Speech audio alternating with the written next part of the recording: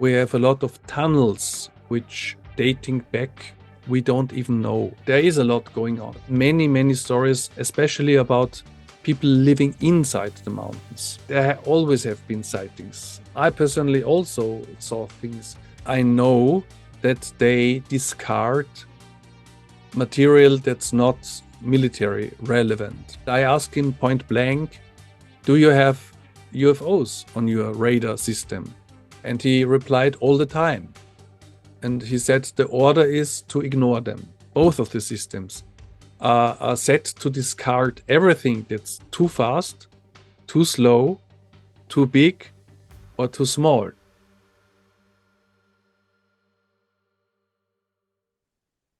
Greetings and welcome to another episode of European UAP Talks. Today we are focusing on Austria, and it is my honor to talk to Harald Havas, who is an Austrian journalist, author, and translator. Havas is based in Vienna. He works as a book author, screenwriter, game author, comic book writer, authors for children's media, and a journalist for magazines. In addition, he has been the author of the blog series Out There for the daily newspaper Der Standard since 2021. There, he addresses the scientific and political exploration of the UFO phenomenon. Since 2023, Harald Havas provides weekly news updates on the YouTube channel UFO TV Austria. And to mention the most recent project, at the end of 2025, Havas also published a textbook called the UFO Handbook, Everything You Need to Know About the Phenomenon. So let me welcome Harald Havas. How are you today? Can you hear me? Ahoy, everything's great. Thank you. Thank you for having me. Yeah, I'm glad you joined me. And I will ask you a question I ask every of my guests, which is how did you start to engage to the team of UAPs and what made you to stay long-term curious about this issue? There are two answers to that. The first is my personal interest. My personal interest was always great or big about this subject. I was consuming science fiction since I was a child, also superhero comics. So I was always open to the fantastical. And I also started to read books about the phenomenon, actually different phenomenon, when I was a teenager. I read books about UFOs, but I also read books about, psi, about life after death, about channeling, all kind of this phenomena on the fringe. I was always interested on the fringe subjects, also in my later work. But my interest on UFOs and the paranormal were mostly private, but they started very early, very early. I even enjoyed children books having to do something with space or whatever. So this was a lifelong interest, but I didn't pursue it as a journalist or author. As you mentioned, I did many things for children, but also I did a lot of media journalism stuff. I wrote about movies. I wrote about the upcoming internet when it started. I wrote about gaming, tech, whatever. So a lot of interesting, mostly media-based material and topics, but I didn't write about UFOs and other paranormal phenomena ever. I did about 2,000 books, but they are mostly centered around interesting stuff around about Vienna, interesting stuff about Austria, interesting stuff, I don't know, about Christmas, whatever. I was always a textbook author about also interesting stuff or strange stuffs. Strange things always intrigued me. But I didn't do anything about UFOs. Sometimes I put up a post on Facebook or on a private blog, something like that. But around, after 2017, after the New York Times article, my interest grew. and the internet was helpful. So for the first time, it was very easy to get information about all kind of topics, and also about UFO. And I consumed a lot of podcasts at that time, or also, well, when the hearing started, I was interested.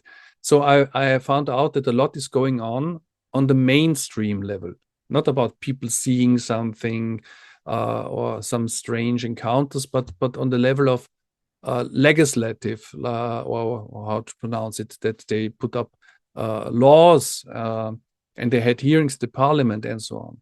So I was intrigued that things were going on, and there was no reflection in the German-speaking area, especially in Austria, but also in the German-speaking area in general, about this interesting happenings.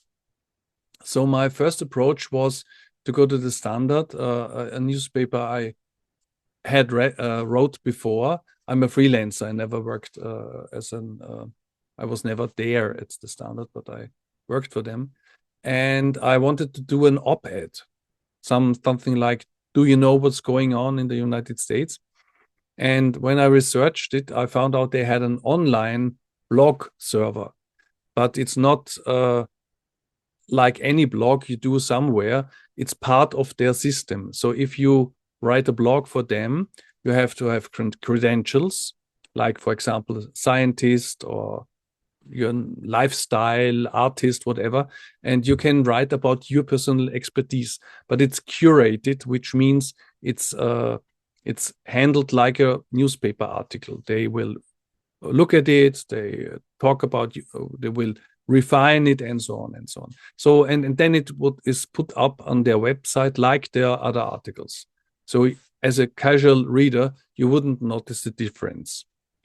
But anyway, so I started writing about what happened since 2017. That science is interested in UFOs now, or UAPs now. I explained that now it's called UAP, and so on and so on. And of course, David Grush, and when the Chuck Schumer introduced his laws. So this kind of when the Soul Foundation was founded, this kind of articles.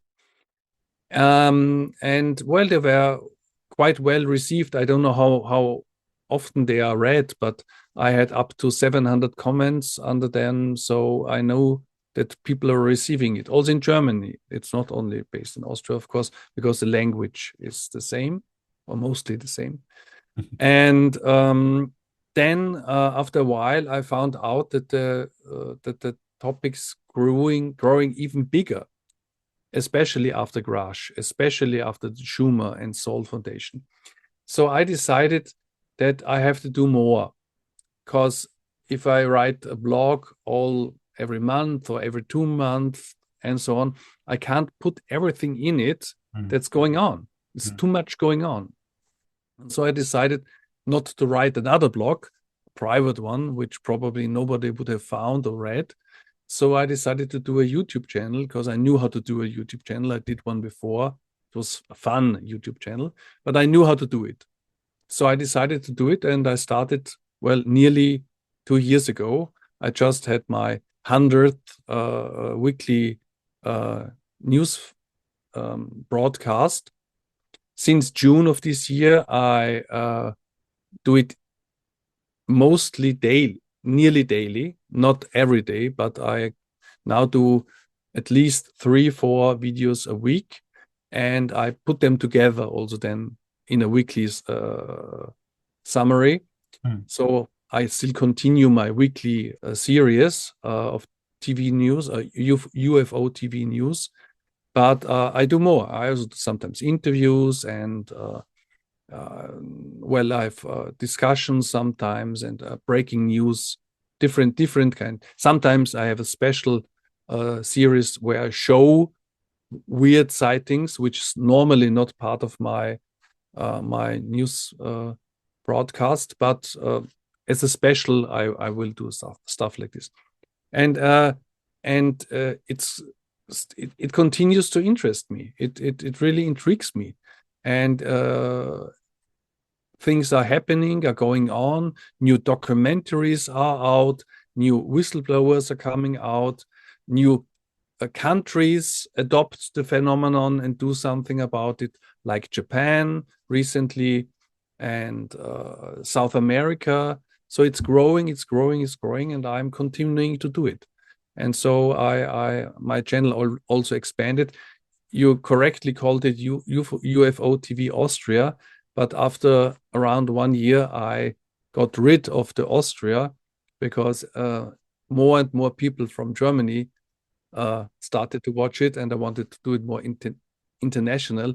Now it's called UFO TV Aktuell, which is, well, Aktuell is in English. It's hard to translate, actually. It's current things, more or less. So it's still a German name, but it's now not Austria anymore. But I sometimes reach audience above the German-speaking area, especially now that you not only have the subtitles as an option, but also the auto-dubbing, which is not great, but it works. And so I see in my comments that there are more and more people also from around the world interested to have a look at my work. Especially, well, also some of the interviews are obviously in English. But I think the speciality, and then I will finish with the answer, the speciality of my channel is that I try not to be too much I don't do sensational, Yeah, sensationalism, right? Or sensationalism. Thank you very much. Yeah, I don't do big letters and they are coming now, they are here now, we have proof and whatever. But I do boring stuff like new laws introduced in the U.S. government. Well, sometimes I do things like a new proof of I don't know whatever, but I never do just clickbait on my and that the reason is not because I'm such a serious person. Probably I would get more audiences if I do more stuff in this direction, and this changes everything or whatever. Bombshell news. But my long-term goal is to introduce people to the topic who are not already here. So I'm not only looking at the people who are already interested, and they I could probably catch with more breaking news and so on.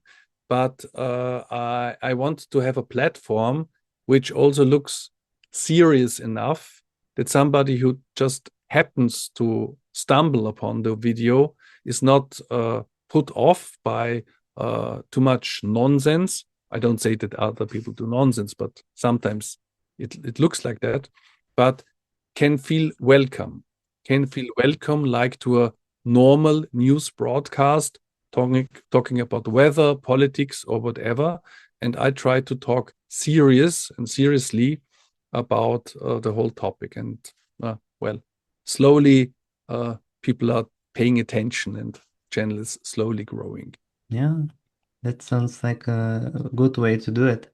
And I would like to ask, so when you were growing up and you were still interested in this theme and different ideas about the UFOs and different stories, what stories or what kind of things did you hear most about that were happening in Austria? Was it more like crop circles or some famous sighting? What is kind of more in the kind of consciousness of Austrian people that it is happening in your country? Is there something specific like that? Not really. We have places like actually on the border to Czechia, the Waldviertel, which is the first wooded regions south of Bohemia. This is quite famous for strange things going on, so like orbs and so on, and also in the south of Austria, in Styria, especially in East Styria, there's a region which is also known for many sightings. But there's not this one big thing everybody knows about and everybody talks about. There have been crop cycles. I'm not quite sure if they were legit because Hmm. I visited one and I was not convinced. But we have more of ancient stuff that's quite interesting.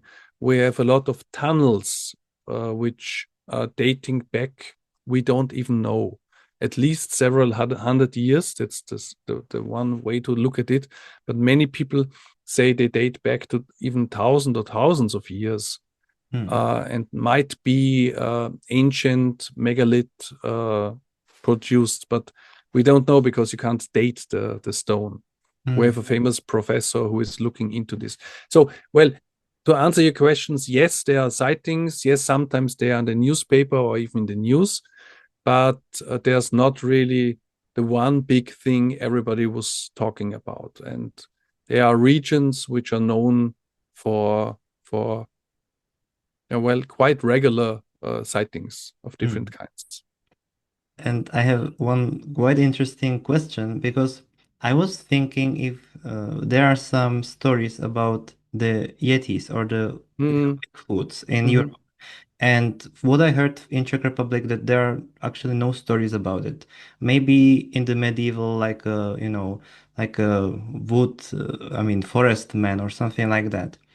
And then I was thinking, okay, if there would be some stories, maybe it could be somewhere around the Alps, in the Yeah. mountains. So is there something like that? I know it is a bit uh, weird theme, No, something no, no, it's like okay. it. Yeah. Actually, there's one famous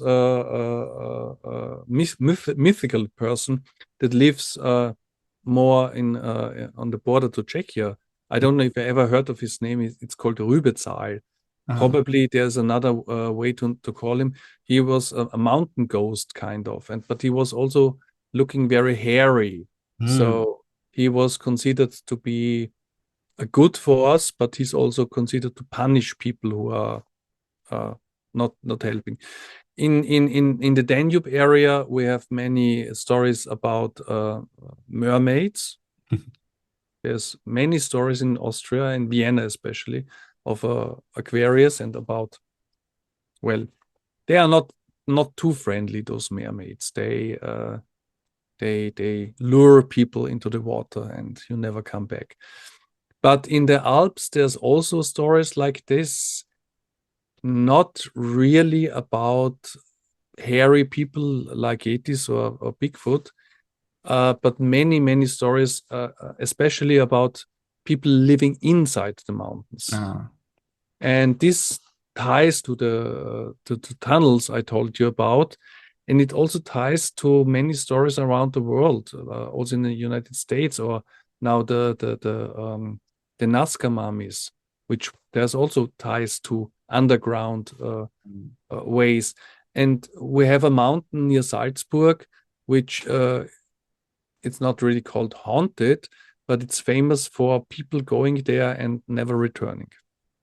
yeah.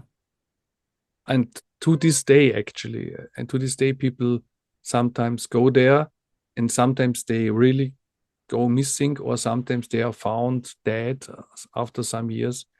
So, yes, there's if you dig deeper, you find a lot of different and interesting stuff, and some of it might be connected to UFO, UAP, to non-human intelligences, of course. Yeah. I mean, here in Czech Republic, we have one famous UFO story that Hmm. kind of UFO in the 80s, that I know UFO that. came from kind of Tic Tac, came Yes, from, I know. you know, great. So the Tic It's Tac. it's one of the documentaries. I often cite this because it's interesting. Also, they stopped hunting it when it turned over to Austria. So Yeah. maybe we had some records of it, but not public. Mm, mm. And do you think that there are some official like documents from the Austrian governments or something? Because I recently saw a video from uh Robert yeah, from Robert Fleischer Robert Fleischer. Yes, yes, that yes. they were trying to get some documents. Yeah, They admitted that they exist, but they yeah. didn't allow them to release. So do you think something like that is possible or not really? Yes, I guess so. I'm quite sure even. But I tried to find something out, but I never got proof. So my feeling is that yes, there are some people collecting maybe stuff, maybe in the military, but probably like Germany, this is a theory. I don't know it for sure. But the theory is that like around the world, they are somehow connected to the USA. And if they have something, they will report it and bury it. That's my feeling. I can't prove it. But what I can tell you is that we have one of the best surveillance systems in Europe. And one on our highest mountains, there's a radar system. It's called Goldhaube. So it's a gold helmet. And this is operational for decades now. And it's not only used by Austria, it's used by NATO and many other countries because it's really, really good. It's very far reaching because, you know, mountains, easy. You have a broad way. And it's very, very good. But I know that they discard material that's not military relevant. And there's also the Austrian air control, which is called Austrocontrol. And I talked to somebody there, it's several years ago, and I asked him point blank, do you have US UFOs on your radar system? And he replied, all the time. And I asked him, and what do you do about it? And he said, the order is to ignore them. And also this Goldhaube system, I know, both of the systems are set to discard everything that's too fast, too slow, too big, or too small. They are looking for airplanes. They are looking for airplanes and maybe drones, but everything that's too big, like football size, which sometimes it's called, or too small, or too big, or stationary and whatever. Well, maybe they changed that now because of drones, but general, this was always discarded. It was not of interest to their mission. And I can understand that because normal balloons, for example, or even flock of birds will also show up on their system. And it's clear that those are not airplanes, so they will discard it. But in the same time, they also will discard things that are maybe from unknown origins, like orbs, I mean the silvery orbs that are really very, very fast. I know several, we have no official big thing, but we have a lot of sightings, and I saw a lot of footage also from friends. So there is a lot going on. But if, for example, an orb would go too fast through the system and they would measure it, they would discard it because it's not what they are looking for. But it's possible they are still collecting it, and I actually plan to dig deeper in this thing because since this year in summer, Austria has dropped the secrecy of government. We are one of the last countries who have strict laws that people can't ask the government about their, contracts and whatever. That was going on in the United States in FOIA, for example, Freedom of Information Act. So now we have something like this, the Freedom of Information Act, and I plan to use it for inquiries. So I'm sure somebody is paying attention, but who and where, who knows? Yeah, I mean, those that you mentioned, it seems like it's more the military and government sources, right? But is there also a bit of the academic interest, or not at all, or a bit? Yes. We have one physicist, now retired, but he was a professor at the Tech University of Vienna with the name Svozil, Karel Svozil. Okay. He wrote a book just called UFO, and he's interested in this, and he also has been a guest in with German podcasts and so on. So that's one famous person, or in ufology, quite famous person. And then I know about of others, also at the Tech University. I know about one professor who tried things in the direction of anti-gravity, for example, but it's not official. And I know of interest, and I also know that some of the famous physicists known for different stuff, like we have a Nobel Prize laureate about the beaming of particles, Anton Zeilinger. I think 4 or 5 years ago he got the Nobel Prize. He was one of the first who showed the entanglement in working, like you can beam atoms, or maybe not even atoms, electrons, whatever. But he proved that it's possible. And I know that he sometimes made remarks that he's also open to more in this direction, but he never really came out as a openly speaking person about it. But yes, there is some academic interest, and I believe it's growing. Right now, the Sol Foundation, there will be several scientists from Austria also attending, and I know of them, but it's also slowly growing. But that is one of the goals of the Sol Foundation, doing their symposium in Italy, to help develop interest in the European science community.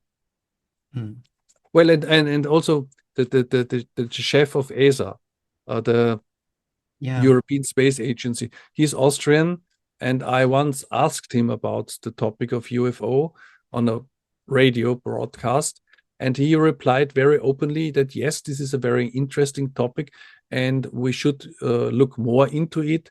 He said that the ESA don't have now a special operation, or even somebody who is taking care of the topic, but he says that it's getting more and more interesting, and he's open to expand it into in ESA. That's funny because I read this. I even translated the Czech. I didn't realize that you were the guy who asked this. That's nice. Yeah. Yeah, I was. It was a chance event, but sometimes chance or synchronicity, it was meant to be. And in one of the outcomes of this is that now one of the person in ESA established some kind of official, not office, but contact point for people interested in UFOs.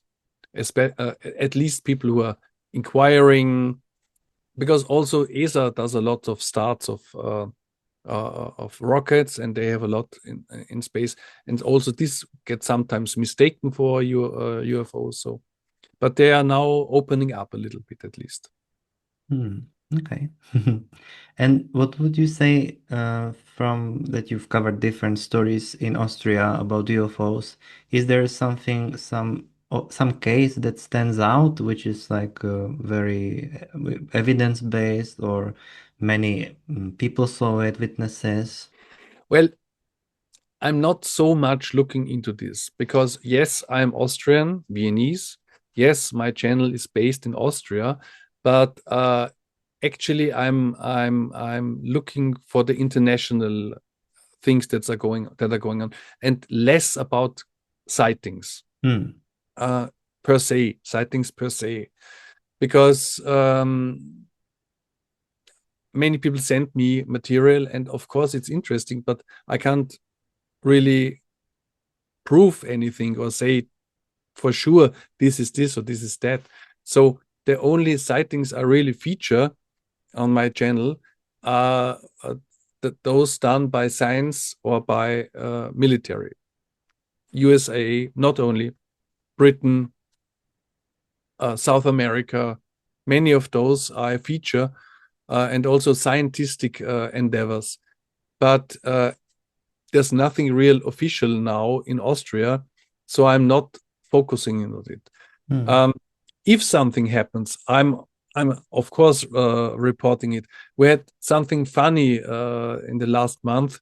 The city of Vienna put out an online page where you could register your parking space for your UFO, and it was several pages long, and and you had to say which galaxy you're from, how fast your UFO is, how big it is, and in which part of the city you want to park it, and how much this would cost for a month, and so on. Mhm. So I researched that, and I found out that it was a kind of dummy page.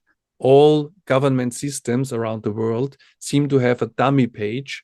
That's how a page of the city should look like. What was to be included? Which kind of question should be there? What kind of legal advice should be there? And everybody has something like this, but most of them are just empty. And they decided, why not put out a dummy page with a twist? So right now, if you go to the government side of Vienna, you can register your UFO parking spot. Okay. But unfortunately, that's about all. There always have been sightings, and several made, as I told you, the news report. I personally also saw things, but there's not the one big thing. Well, I can give you another hint. About 2 years ago, maybe three, there was a big magazine on Austrian TV, Austrian broadcast company. I can look it up and send you the link, where it's about 15 minutes, and they interviewed many people, current people, who saw things and had encounters. And there was at least one sighting witnessed by several people. It was in Salzburg. Mhm. They were looking direction of Germany, a couple, but there were more witnesses, and they saw a huge craft. It seemed to come out of a mountain, but maybe it came from behind a mountain. It was silvery, it was big, it hovered, and then it disappeared. So there are cases, but nothing really big. But this 1 hour news magazine by the Austria Broadcasting Corporation, ORF, is an interesting documentary in this direction. So it's on YouTube. So if somebody's interesting to look it up, you can also see it with subtitles, I guess. Yeah. And since your new book is called Everything You Need to Know About the Phenomenon, so Mm. what are the important points you would like to know the general public to get aware of it here in Europe? Because most people don't really care about UAPs. Yeah, I can explain it. The book is the same like my channel. I try to do it not for insiders, so it's only 160 pages long, which is not very long. Hmm. But I try to make it a handbook for introduction to the theme. So the first part is questions like, where do the aliens come from? I use aliens on purpose. Yeah? Where do aliens come from? Why do they always crash here? What do they want from us, and so on. So the first part, I put the general questions people would ask you if you are in a party and you say you're interested in UFO. The first thing they will ask you: who are they? Where they're coming from? What are they? So I answer it with the current knowledge or the current theories. So Yeah. I introduced that it's not necessarily ETs. They can come from Earth, from time, whatever. Then the second part is what happened since 2017, because this is my main interest on my channel. I also have a short introduction on my channel. If you go to the channel direct, you have a short video about 12 minutes that is also an introduction to the topic. And there, so I describe how the laws got started, how the Congress got interested, how Arrow was founded, and so on. And I explained that it's a bipartisan issue in the United States. because the Congress was pissed to learn that nobody told them about this topic. So this is a historical main part. It also goes around the world, but it's focused on the United States. And the last part, actually the biggest part, is a lexicon. So I have famous names in there. I have Blue Book. I have famous sightings in there. I have explanation of military bases. I have alien types. I have UFO types. There are names from people from the start, like Kenneth Arnold, the first one who saw reported seeing UFOs, to I don't know Ross Coulthard. He's also so if you're new to the topic, you can read it up, but also you can find intrigues like ontological shock, what's that, and so on. And it's short, but that's on purpose. And the idea is to give a solid, but also what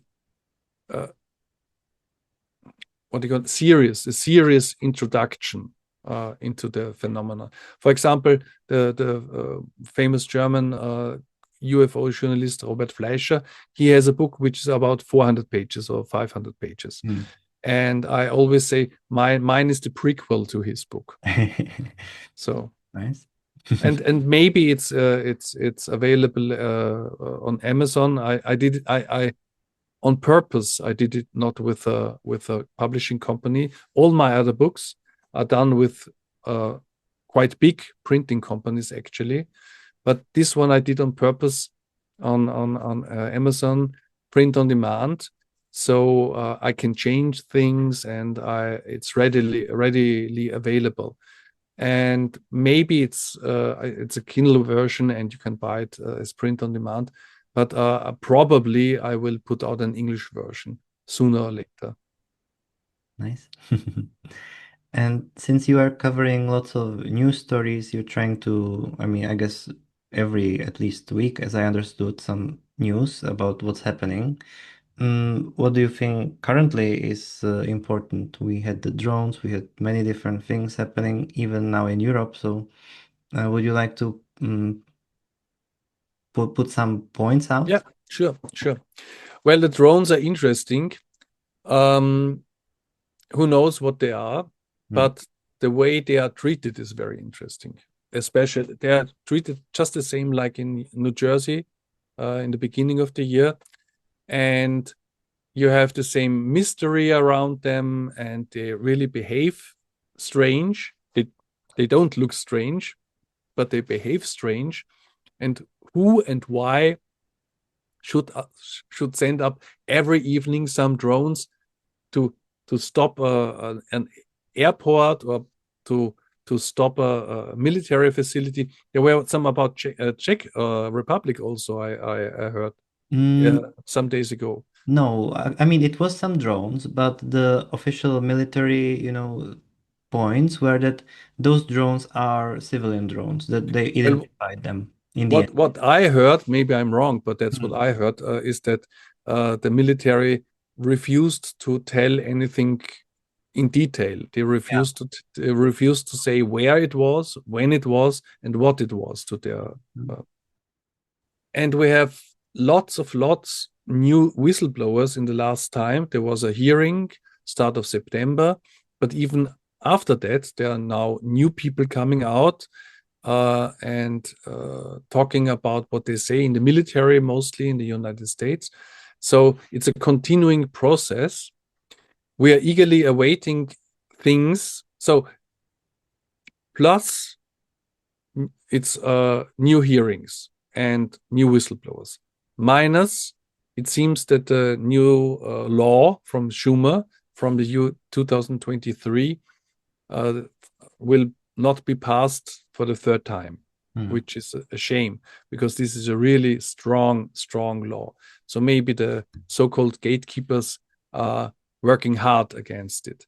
But we're also awaiting new material like the Skywatcher team.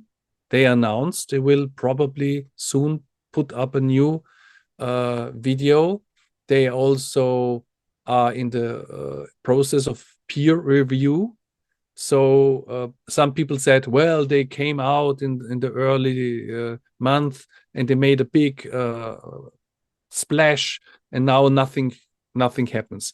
So I don't think so, because their agenda was first looking, documenting, making research, putting the research out to peer review, and then publishing it.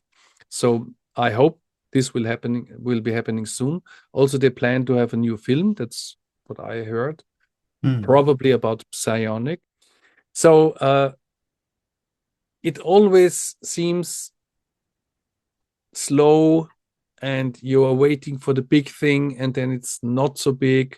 Like last year, the book by Luz Elizondo, Imminent. Everybody awaited it to be disclosure. It wasn't, but still it was a little step on the way. And that's why I continue.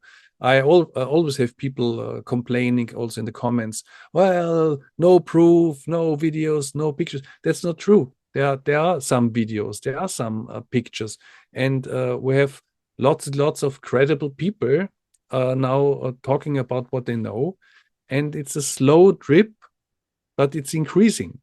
And I'm very interested in being on the way, one step after another. Of course, it would be nice to have the one bombshell and everything is clear, but on the way to that, small steps.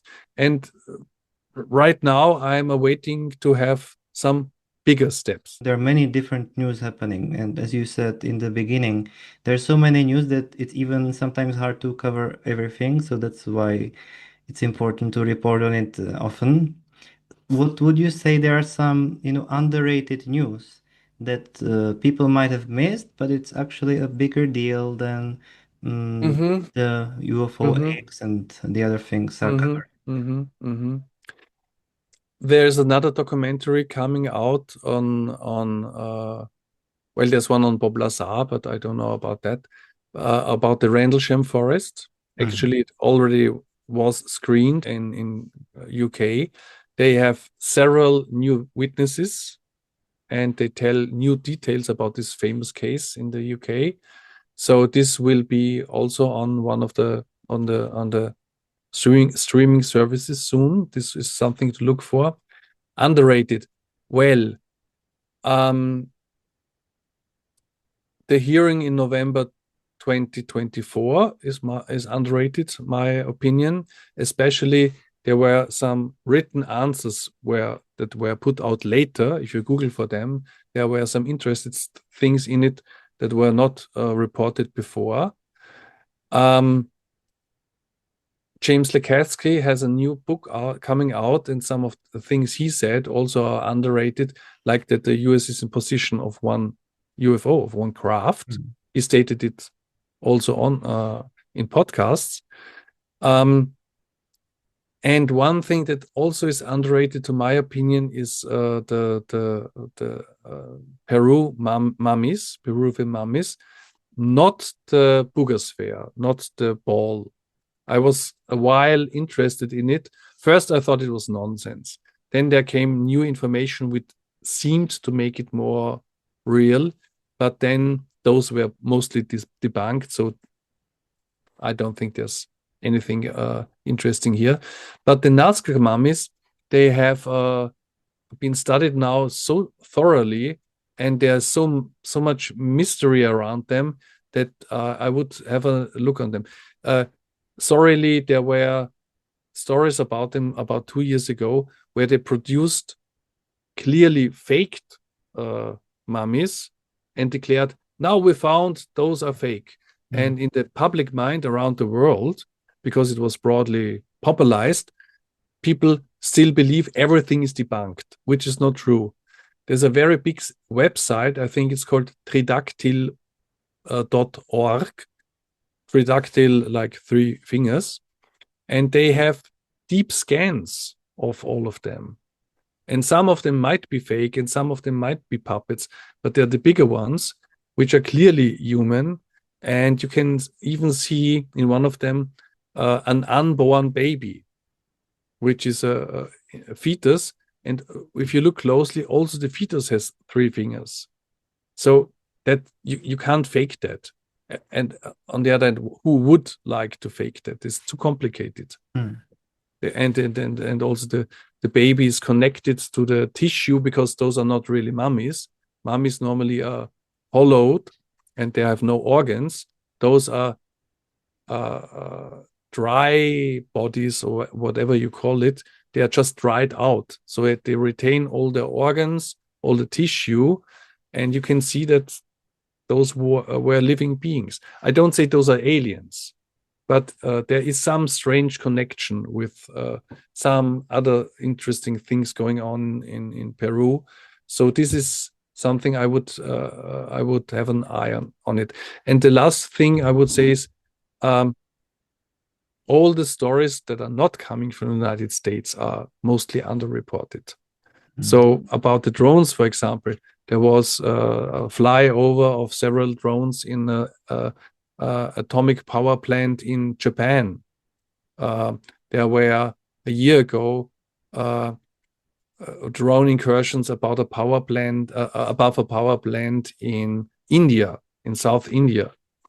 There are sightings and also activities around the world which normally people don't pay attention to.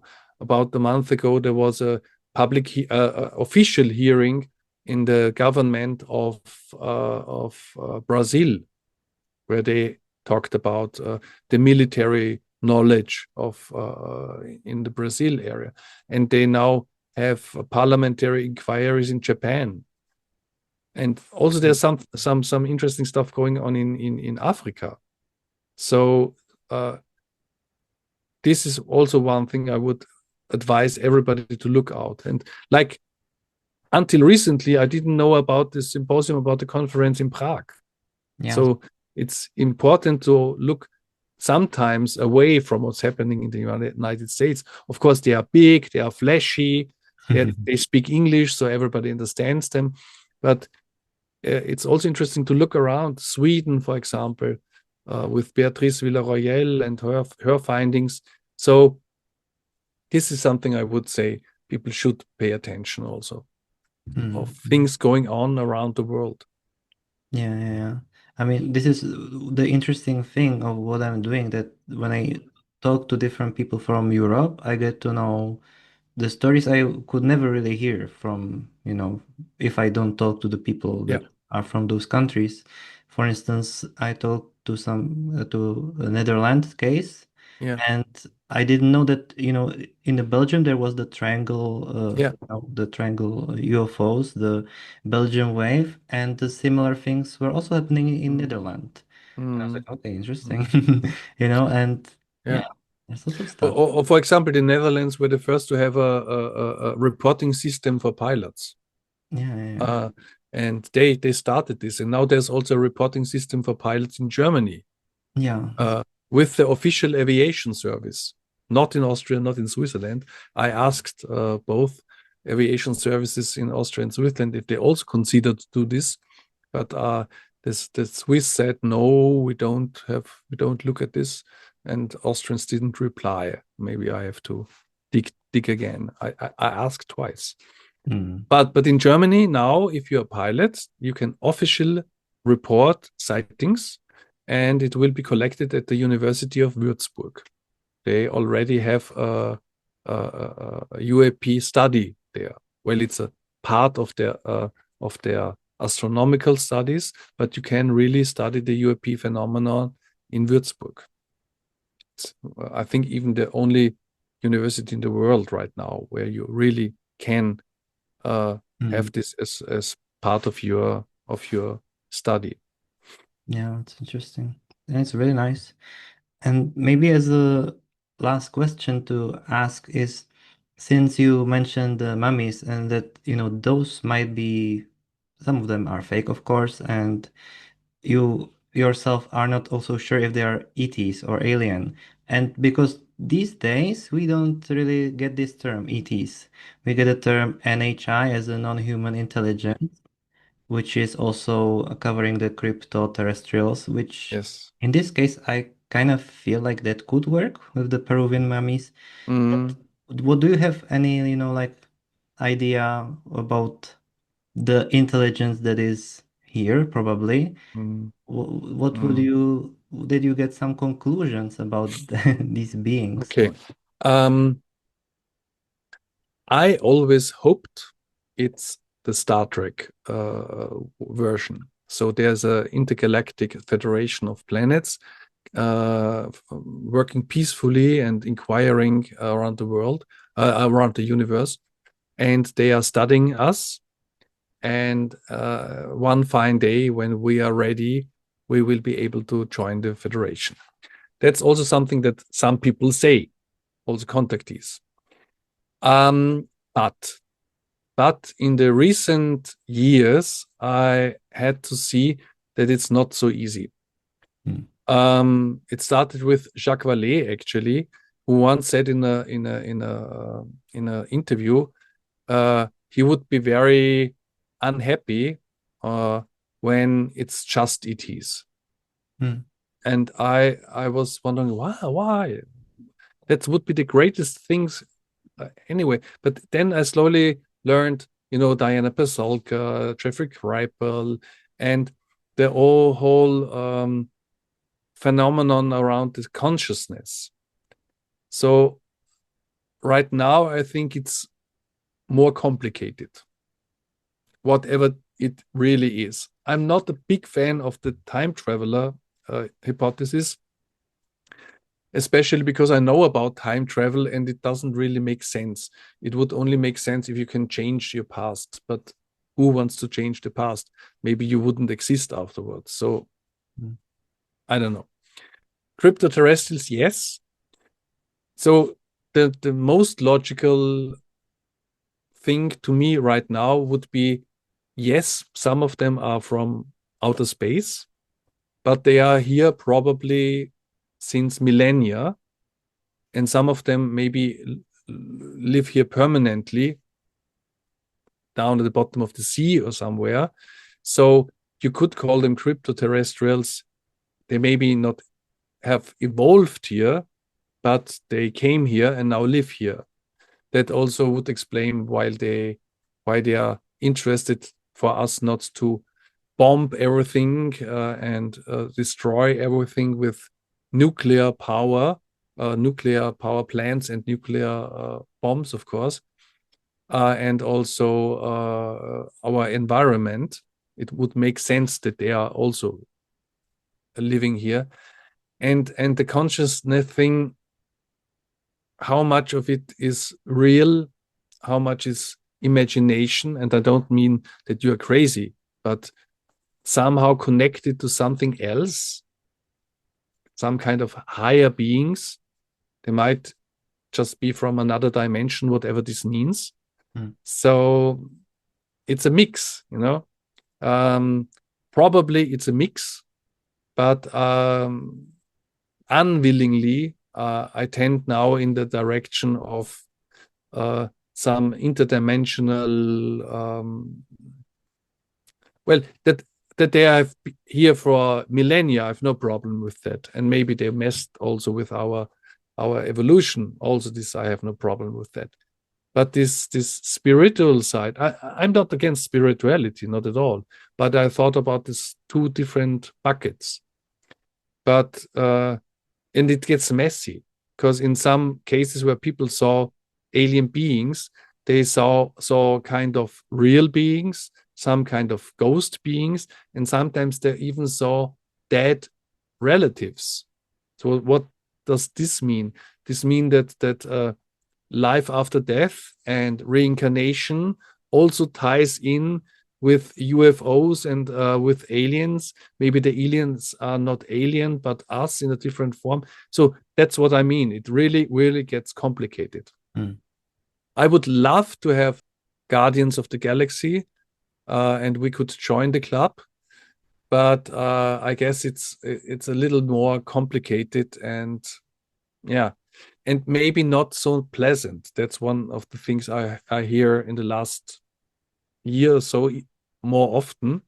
People say, who are in the know, say sometimes that it's kept as a secret by those people who know, because we probably can't handle the truth, whatever it is. It's maybe unpleasant. And one last thing, in the recent month, I also came to the conclusion that probably some of the UFOs are also made by humans, or at least repurposed by humans. So found maybe, and there, I was never a fan of this theory. I was never a fan of the theories from Dr. Greer and people who say this, but recent whistleblowers always also report encounters with some black soldiers. I mean, soldiers in black uniforms without insignia, but speaking American accents and driving triangles or octagonal vehicles. So probably, maybe also this is true. Reverse engineering and working anti-gravity, whatever. So unfortunately, there's not one answer. I'm more on the side of crypto-terrestrials and some ETs, but probably something with consciousness also plays a role in all of it. Yeah. I have a pretty much similar view like you do, but I would say I'm really persuaded that there are some reverse engineered things because those huge, corporation military in USA and that Pentagon did, get through audit many years. I think there are big arguments for it. Yeah, but that it's complex, that there are many things. For me, it is fun. For me, it's Mm, nice that it is yeah. really complex puzzle to solve, and it's fun. I mean, also what we didn't mention, some people also say that there might be a drones, as some professors like Avilop. So yeah, there are many Yeah. things that, Right. and probably more of them are true at the same time. Yeah, like the von Neumann's not drones, but probes, right? And that maybe they are AI. One of the fun theories I heard is that probably the UFOs are sentient, be it AI or living beings, and the aliens inside that we see, like the small grays, uh, those are not alive. Those are kind of robots or androids. So we we have it wrong. Those are not the aliens. The alien is the ship, and those are just walking computers to interact and yeah, find out stuff. Mm, yeah, that's true. And do you have anything else you would like to mention before we wrap it up? Well, I'm just glad that you invited me because, well, Austria, Czech Republic, not only that we have a long history together, we are also very close. Of course, we have been separated for 40, 50 years by the border, and it was a real separation, I know, because I traveled to Hungary several times, but I traveled once to Czech. This was really, really complicated. It's not, we are really closed up the whole time. Mm, So it's funny that I just now learn about ufology in the Czech Republic, which is just not even several hundreds, but sometimes even several dozens kilometers from my standpoint. Uh, but I know all about the USA and even yeah. and France and so on. So this I'm really glad about it, and I hope this can continue. So everybody who looks at this video, be it from Czech Republic or wherever they are, I encourage them to connect. Maybe try my channel. You don't have to, but just or try other channels. Try a German channel, try a French channel. Now we have the possibility of automatic translations. Mm, Maybe broaden your view, and there are people everywhere interested, and also, of course, people everywhere seeing things or experiencing things. So maybe slowly we can find a net of people outside of the USA, not dismissing USA, but maybe we together find, like in Germany, there's a group called GEP. They collect sightings for dozens of years now, and they have a collection of 350,000 sightings. Well, they merged some databases, but a lot of them from not only from Germany, but also around Europe. So I'm sure that there are collections in the whole of Europe, and we should work together, and maybe we can disclose things that the American government never will disclose. Mm-hmm. Yeah, that's also a good point. Yeah, I also remember that Greer once he was working with French government, and he said Yeah, that there in the small countries also have quite potential for some disclosures. So that's also hopeful. yeah. So that's my invitation. Come together, come to my channel, but come together as a European group. I'm for sure now plan to look in several other countries. I slowly started with some Italian and French, which I speak more or less, but yeah, I'm in a group with many French people, for example. I'm also in a group with many American people who are interested in the topic. So slowly, I hope we will be able to develop something together. Yeah, I totally agree with this. So let's keep on this conversations growing. And thank you so much for joining me. And the people who are watching, I will be happy for some comments and to get some new views. So you can also join the conversation. And we wish you a wonderful rest of the day. Okay, so ahoy and live long and prosper. Bye bye.